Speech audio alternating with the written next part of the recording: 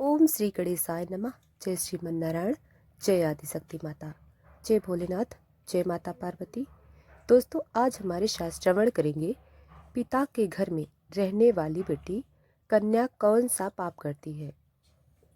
कथा प्रारंभ करते हैं। एक बार माता पार्वती पृथ्वी लोक पर भ्रमण करके शिव के पास वापस आती है और कहती है, हे प्रभु, आज मैं पृथ्वी लोक पर भ्रमण कर रही थी, तब मैंने देखा कि कुछ कन्याएं अपने पिता के घर में कई अधिक समय से रह रही थीं, जबकि पिछले युगों में कन्याओं का विवाह कम आयु में होता था और वह तभी से अपने पति के घर में रहने चली जाती थी। तथा मैंने एक विचित्र घटना भी देखा है कि कई सारी कन्याएं विवाह के बाद भी पिता के घर में लंबे समय तक या बार बार पिता के घर रहने को जाती हैं।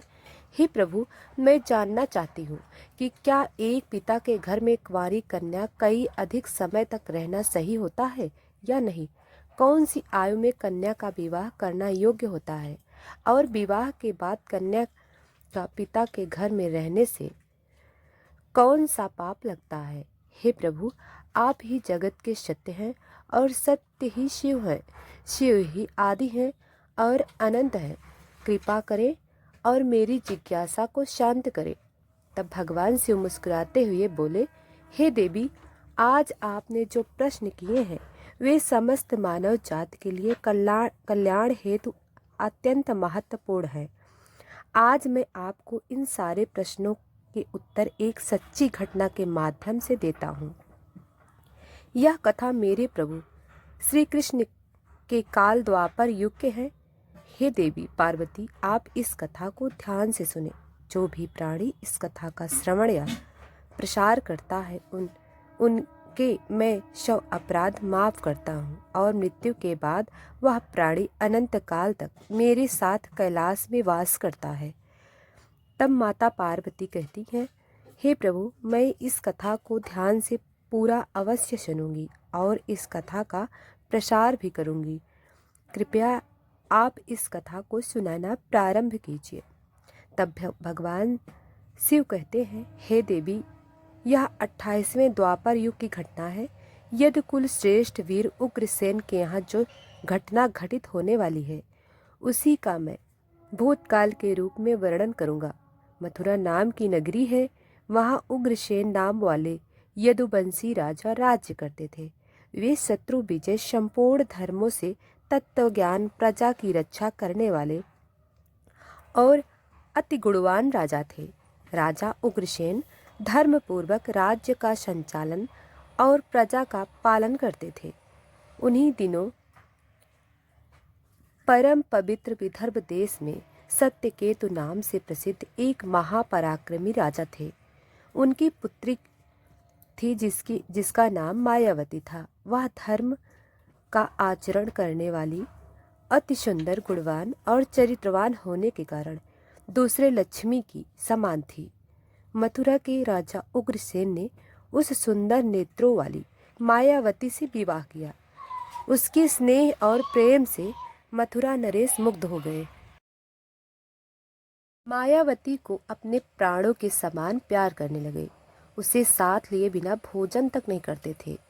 उनके साथ क्रीड़ा विलास में ही राजा का समय बीतने लगा। भगवान शिव कहते हैं, हे देवी, मायावती के बिना उन्हें एक क्षण भी चैन नहीं पड़ता था।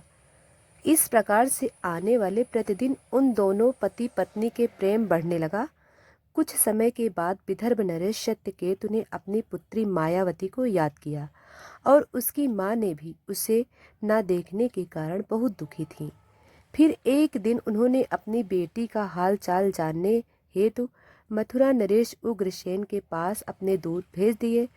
दूतों ने वहां जाकर आदर पूर्वक राजा उग्रसेन से कहा, महाराज, विदर्भ नरेश सत्यकेतु ने अपनी कन्या और इस राज्य की महारानी के कुशल समाचार जानने हेतु हमें यहाँ भेजा है। आपको हमारा सादर प्रणाम है। अगर आपको प्रेम और स्नेहपूर्ण अनुरोध आपको स्वीकार हो तो राजकुमारी मायावती को उनके यहाँ भेजने की व्यवस्था कीजिए। वह अपनी पुत्री को देखना चाहते हैं। राजा उग्रसेन ने जब तोतों के मुंह से यह बात सुनी तो वे भी प्रसन्न हो गए, क्योंकि वे भी चाहते थे कि रानी मायावती को आराम करने हेतु उनके पिता के यहाँ जाना चाहिए। तब उन्होंने स्नेह और उदारता के साथ अपनी पत्नी मायावती को विदर्भ राजा के यहाँ भेज दिया। पति के भेजने पर मायावती बड़ी खुशी के साथ अपने मायके आ गई। वहां पहुंचकर उन्होंने पिता के चरणों में प्रणाम किया। उनके आने से महाराज सत्यकेत को भी बड़ी प्रसन्नता हुई। रानी मायावती वहां अपनी सखियों के साथ मंत्रमुग्ध होकर घूमने लगी। पहले की ही भांति घर, वन, तालाब और राज्य में विहार करने लगी, क्योंकि विवाह के बाद पहली बार अपने पिता के यहाँ से आई थी। यहाँ आकर वह फिर से बालिका बन गई। फिर कुछ दिन बीतने के बाद वह भूल गई कि उनका विवाह हो चुका है। उनके बर्ताव में अब लज्जा या संकोच का भाव नहीं रहा। फिर भगवान शिव कहते हैं, हे देवी, एक दिन की बात है, रानी मायावती अपनी सखियों के साथ एक सुंदर पर्वत पर सैर करने के लिए गई। वहां एक रमणीय वन दिखाई दिया जो केलों के उद्यान से शोभा पा रहा था। उस पर भी फूलों की बहार थी। तब राजकुमारी मायावती ने देखा कि एक ओर ऐसा रमणीय पर्वत, दूसरी ओर वन और बीच में स्वच्छ जल से भरा सर्वोत्तभद्र नामक तालाब है। एक छोटी बालिका की तरह वह अपनी सखियों के साथ खेलने लगी। वे सभी इस संसार को भूलकर खेल कूद में मग्न होकर पूरी तरह से डूब गई। फिर वे तालाब में उतर गई और हंसती गाती हुई जल क्रीड़ा करने लगी। उसी समय कुबेर का सेवक गोभिल नाम का एक दैत्य दिव्य विमान में बैठकर आकाश मार्ग से कहीं जा रहा था। तब उसी समय तालाब के ऊपर आने पर उसकी दृष्टि मनमोहन सुंदर विदर्भ की राजकुमारी मायावती पर पड़ी, जो निर्भय होकर स्नान कर रही थी। गोभिल के पास दैवी शक्ति होने के कारण उसने निश्चिंत रूप से जान लिया कि यह विदर्भ नरेश की कन्या और महाराज उग्रसेन की पत्नी है। तब वह मन ही मन कहने लगा, यह तो पतिव्रता होने के कारण आत्मबल से ही सुरक्षित है।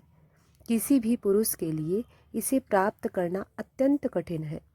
उग्रसेन अत्यंत महामूर्ख है, जो उसने ऐसे सुंदरी पत्नी को मायके भेज दिया है। यह पतिव्रता नारी पराये पुरुष के लिए दुर्लभ है और इधर कामदेव मुझे अत्यंत पीड़ा दे रहा है। मैं किस प्रकार इसके निकट जाऊं और कैसे इसका उपभोग करूं? भगवान शिव कहते हैं, हे देवी, राजकुमारी मायावती की सुंदरता पर मोहित दानव गहरी सोच में पड़ गया और फिर उसने अपने लिए एक उपाय निकाला। फिर वह दानव गोभिल ने महाराज उग्रसेन की मायामय रूप धारण कर लिया और वही अंग, वैसे ही वस्त्र, उसी तरह का भेष और वही अवस्था में पूर्ण रूप से राजा उग्रसेन सा हो गया। वह पर्वत के शिखर पर उतरा और फिर अशोक वृक्ष की छाया में शिला के ऊपर बैठकर उसने मधुर स्वर से संगीत सुरों को छेड़ दिया। वह संपूर्ण विश्व को मोहित करने वाला था। ताल, लय और उत्तम स्वर से युक्त उस मधुर गीत को सखियों के मध्य में बैठी हुई सुंदरी मायावती ने भी सुना। वह सोचने लगी, ऐसा मनमोहक कौन गायक यह गीत गा रहा है? राजकुमारी मायावती के मन में उसने देखने की तीव्र इच्छा हुई। उसने सखियों के साथ जाकर देखा। तब अशोक की छाया में सुंदर प्रतापी बैठा हुआ उग्रसेन जैसा दिखाई पड़ता है। भगवान शिव कहते हैं, हे देवी, वास्तव में तो वह राजा का भेष में नीच दानव गोभिल ही था। राजकुमार मायावती विचार करने लगी कि मेरे स्वामी मथुरा नरेश अपना राज्य छोड़कर इतनी दूर कब और कैसे चले आए। इस प्रकार सोच ही रही थी कि उस पापी ने स्वयं ही पुकारा, प्रिय आओ, तुम्हारे बिना मैं नहीं जी सकता। तुमसे अलग रहकर मेरे लिए इस प्रिय जीवन को व्यतीत करना भी असंभव सा हो गया है। तुम्हारे स्नेह ने मुझे मोह लिया है, अतः मैं तुम्हें छोड़कर कहीं भी नहीं रह सकता। अपने पति रूपधारी दानव को ऐसा कहने पर राजकुमारी मायावती थोड़ी सी लज्जित होकर उसके सामने आ गई। वह दानव राजकुमारी मायावती का हाथ पकड़कर उसे एकांत स्थान में ले गया और वहां अपनी इच्छा अनुसार उसका उपभोग किया। महाराज उग्रसेन के गुप्त अंग में कुछ खास निशानी थी जो उस पुरुष में दिखाई नहीं दिया। इससे राजकुमारी मायावती के मन में उसके प्रति संदेह उत्पन्न हुआ। राजकुमारी मायावती ने अपने वस्त्र संभाल कर पहन लिया, किंतु उसके हृदय में इस घटना से बड़ा ही दुख हुआ। वह क्रोध में आकर नीच दानव गोभिल से बोली, ओ नीच, जल्दी बता तू कौन है? तेरा आकार दानव जैसा है, तू पापी और निर्दयी है। यह कहते हुए आत्मग्लानि के कारण राजकुमारी मायावती की आंखें भर आई। वह श्राप देने को उद्यत होकर बोली, हे दुरात्मा, तूने मेरे पति के रूप में आकर मेरे साथ छल किया और इस धर्ममय शरीर को अपवित्र करके मेरे उत्तम पतिव्रत का नाश कर डाला है। अब यहीं तो मेरा भी प्रभाव देख ले, तुझे अत्यंत कठोर श्राप दूंगी। राजकुमारी मायावती की बात सुनकर दानव गोभिल ने कहा, हे पतिव्रता नारी, भगवान विष्णु तथा उत्तम ब्राह्मण के भय से तो मैं समस्त राक्षस और दानव दूर भागते हैं। मैं तो दानव धर्म के अनुसार ही इस पृथ्वी पर विचरण कर रहा हूँ। पहले मेरे दोष का विचार करो कि किस अपराध पर तुम मुझे श्राप देना चाहती हो।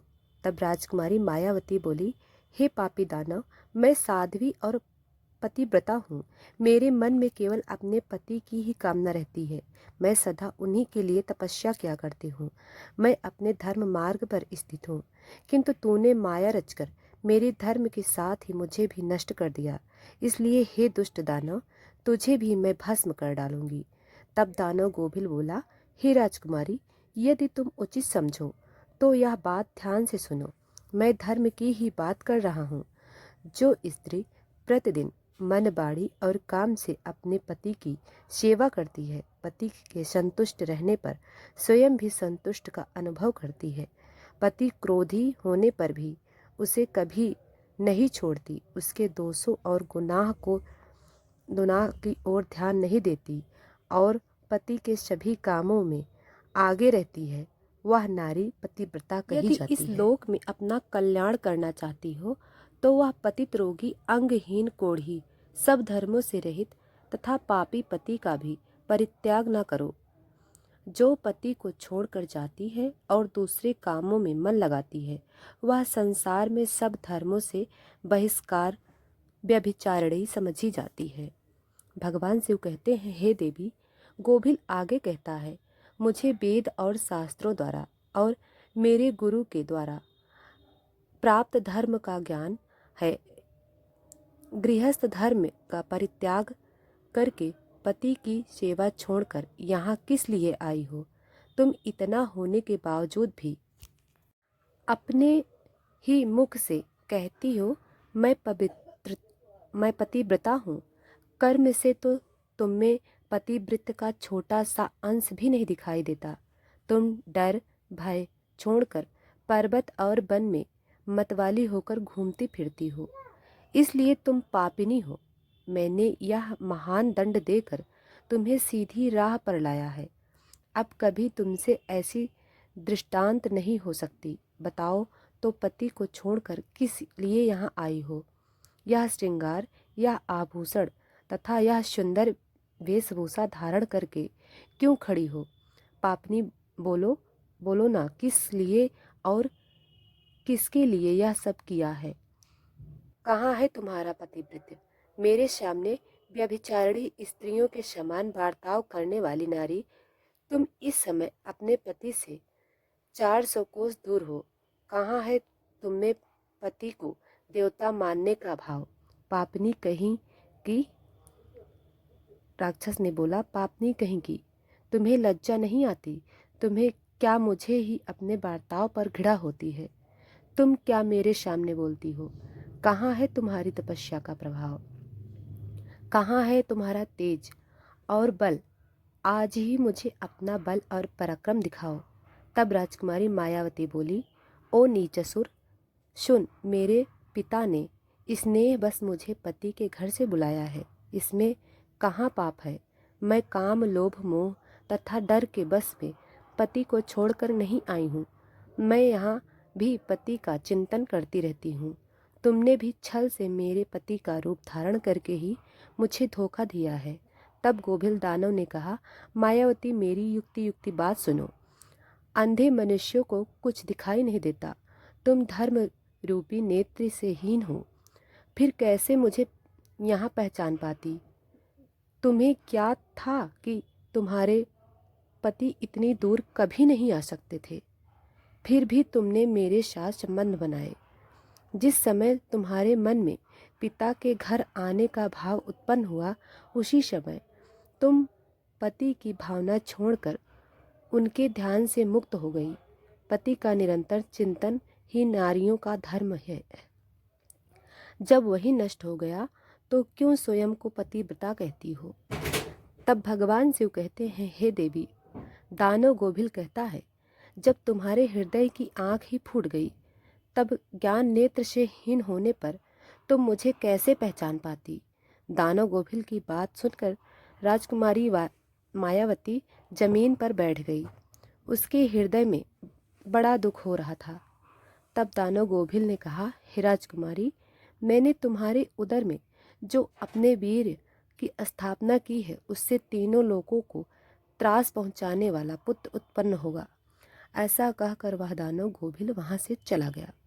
भगवान शिव कहते हैं, हे देवी, गोभिल एक ज्ञानी दानव था तो, किंतु वह बड़ा ही दुराचारी और पापात्मा था। उसके चले जाने पर राजकुमारी मायावती अत्यंत दुखी होकर रोने लगी, जिसके रोने की आवाज़ सुनकर सखियां उसके पास दौड़कर आई और पूछने लगी, हे राजकुमारी, आप क्यों रोती हो। मथुरा नरेश महाराज उग्रसेन कहाँ चले गए। राजकुमारी मायावती ने अत्यंत दुख से रोते रोते अपने छले जाने की सारी बात बता दी। फिर सभी सखियां उसे उसके पिता के घर ले गई। उस समय वह शोक से कतराती हुई थर थर कांप रही थी।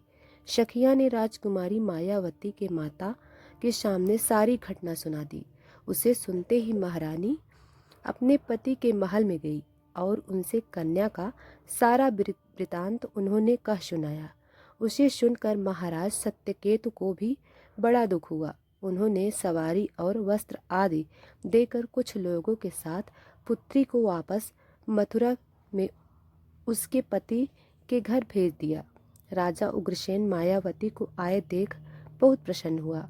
वह रानी से बार बार कहने लगे, हे प्रिय, मैं तुम्हारे बिना जीवन व्यतीत नहीं कर सकता। हे मायावती, तुम अपने गुणशील, भक्ति, सत्य और पतिव्रत आदि सद्गुणों से मुझे अत्यंत प्रिय लगती हो। अपने प्रिय पत्नी मायावती से ऐसा कहकर महाराज उग्रसेन उसके साथ विहार करने लगे। सब लोगों को भय पहुंचाने वाला उसका भयंकर गर्भ दिन ब दिन बढ़ने लगा, किंतु उस गर्भ के कारण केवल मायावती ही जानती थी। अपने उदर में बढ़ते हुए उस गर्भ के बारे में मायावती को दिन रात चिंता हो रही थी। 10 वर्ष तक वह गर्भ बढ़ता ही गया। तत्पश्चात उसका जन्म हुआ। भगवान शिव कहते हैं, हे देवी, वह अति तेजस्वी, महाबली, दुराचारी, प्रजा को कष्ट देने वाला कंस था, जिसके भय से तीनों लोकों के निवास थर थर कांप उठे थे। उसके बाद भगवान श्री कृष्ण के हाथ से मारा गया। तब जाकर उसे मोक्ष की प्राप्ति हुई। तब माता पार्वती कहती हैं, हे प्रभु, ऐसी घटना भविष्य में घटित होने वाली है, यह मैंने भी सुन रखा है। तब भगवान शिव कहते हैं, हे देवी, मैं आपसे जो कुछ कहा है वह समस्त पुराणों का निश्चित मत है। इस प्रकार पिता के घर में रहने वाली कन्या बिगड़ जाती है। अतः पिता को कन्या को घर में रखने का मोह नहीं करना चाहिए। भगवान शिव कहते हैं, हे देवी, अब मैं आपको एक कुंवारी कन्या के विषय में कुछ महत्वपूर्ण बातें बताता हूँ। सभी ध्यान से सुनो। जब कोई भी कन्या जवान हो जाती है तो वह विवाह योग्य हो जाती है। तब माता पिता को योग्य वर चुनाव कर उसका विवाह कर देना चाहिए। उसे कभी भी लंबे समय तक घर में नहीं रखना चाहिए। पति के घर में ही उसका पालन पोषण होना उचित है। वहाँ रहकर वह भक्ति पूर्वक जो उत्तम गुण सीखती है और पति की सेवा करती है, उसके कुल की कीर्ति बढ़ती है। पिता भी सुखपूर्वक जीवन व्यतीत करता है। ससुराल में रहकर यदि वह पाप करती है तो उसका फल पति को भोगना पड़ता है। वहाँ सदाचार पूर्वक रहने से वह सदा पुत्र पौत्रों के साथ वृद्धि को प्राप्त होती है। कन्या के उत्तम गुणों से पिता की कीर्ति बढ़ती है और दोनों कुलों के पितृगण संतुष्ट होकर आशीर्वाद देते हैं। फिर भगवान शिव कहते हैं, हे देवी, दामाद के साथ भी कन्या को अपने घर नहीं रखना चाहिए। ऐसा करने से उस पुरुष के मान सम्मान में समय के साथ साथ कमी हो जाती है और उसे पाप भी लगता है। जब कन्या विवाह योग्य बन जाए तो पराये लोग उस पर बुरी नज़र डालना शुरू कर देते हैं। ऐसे में कहीं भी वह भी किसी पराये पुरुष के साथ प्रेम संबंध बनाए उसके पहले ही विवाह कर देना चाहिए। एक जवान कन्या पिता के घर में रखना मतलब खजाने भरा चोरों के बीच रखने के समान होता है तथा उस स्त्री का गहना और पिता का सम्मान उस कन्या की इज्जत होती है, जिसे हमेशा संभाल कर रखना चाहिए। किसी भी स्त्री को कभी भी पति से दूर नहीं रखना चाहिए। ज़्यादा समय तक मायके रहना भी पाप के समान है। एक पतिव्रता नारी का स्थान सदैव उनके पति के चरणों में होना चाहिए तथा पति के लिए पत्नी का स्थान पति के हृदय में होना चाहिए। फिर भगवान शिव कहते हैं, हे देवी, अब मैं आपके सारे प्रश्नों के उत्तर दे दिया है। तब माता पार्वती कहती हैं, हे प्रभु, आज मैं धन्य हो गई। तो दोस्तों, अब यह कहानी समाप्त हुई। वीडियो को लाइक और चैनल को सब्सक्राइब करें। कमेंट बॉक्स में हर हर महादेव जरूर लिखिएगा। धन्यवाद।